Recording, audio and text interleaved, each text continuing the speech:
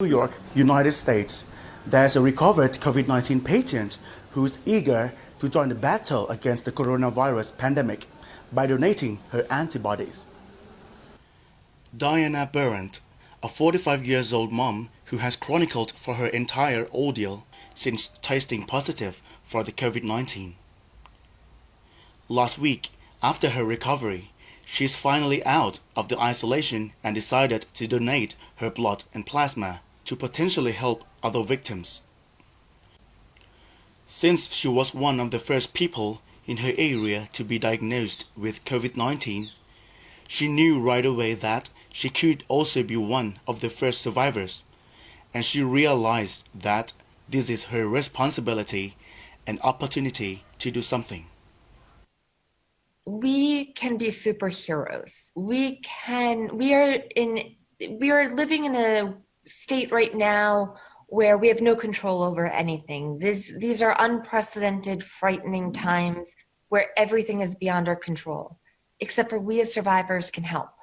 We can be the ones running towards the fire in our own internally built hazmat suit.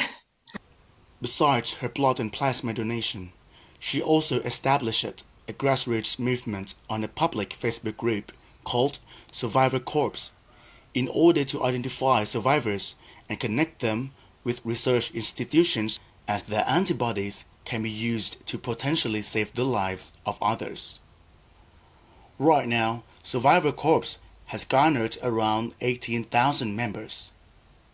And we are keeping a running list of every study that we can find around the country and making those available and acting as a matchmaker of sorts between research institutes and survivors to make the system more efficient and expedite the process, because we don't have time to waste. Lives are on the line.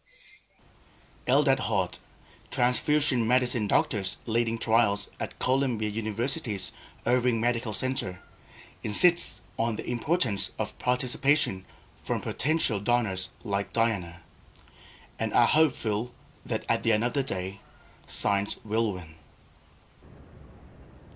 It's really important to have enough plasma in our supply so that we can support the trials and support the compassionate use, because otherwise we won't be able to figure out where this works best.